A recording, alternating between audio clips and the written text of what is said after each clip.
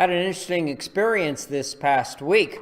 It was on Thursday that I got a phone call from a fellow with a very distinct East Indian accent, and he was telling me that he was from Windows and that he wanted to help me with my current Windows program that I had on my computer. And he told me that it was coming up for renewal. And he asked me the question, do you want to have it renewed for another year or do you want to cancel it? So I responded by saying, well, let me think about it. Yeah, okay, I think I'll cancel it. So then he replied by saying, okay. He said, I'll help you cancel it. I'll need some information to get your refund. So the first question he asked me is, first of all, are you at your computer? And I said, yes, I am. And he asked me, he said, what do you see on your screen? And I said, I see the power of prayer and the prayer of power. And that's exactly, I was just working on my sermon at that point in time. And that's what was on my computer screen, this particular message I'm sharing with you this morning. And then he went on to ask, he said, is there anything else? And I could see a couple of slides down, and I said, yes, it says that when a believing person prays, great things happen. And you can see there on the side, I've included a screenshot of that particular PowerPoint slide. As a matter of fact, you're going to see it in a moment as I get into my message. And so I realized he was kind of, what's going on here? So I said to him, you need to know I'm a pastor. And I said, I'm preparing for my sermon for Sunday, and my topic this coming Sunday will be on the topic of prayer.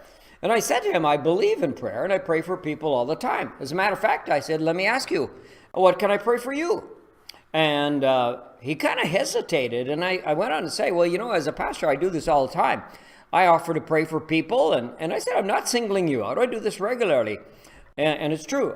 When I meet people or on the phone, and I'll ask, and what do you want me to pray for? And then I say a quick prayer for these, whatever they request. And so I said to him, tell me your first name and I'll pray for you right over the phone. Well, he said, my name is Aaron.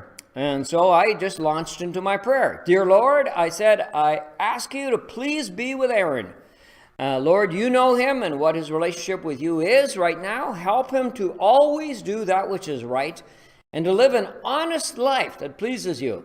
And then I went on to pray. I said, Lord, if Aaron doesn't know you as his personal Savior, I pray he will ask Jesus to come into his heart and forgive him of his sins so that when he dies, he will not have to go to hell forever and ever, but that rather he will be able to spend eternity in heaven with you. Well, when I finished praying, he asked me, he said, are you a father? And I didn't quite understand. And I said, what do you mean? Well, he said, are you father of a church? And I said, well, I'm not a Catholic priest, and that's what Catholics call their minister, father, and obviously that's what he was thinking of. But I said, I am a pastor of a Baptist church, and I pray for people, and that's why I wanted to pray for you. Well, that's when I heard the click, and the phone went dead.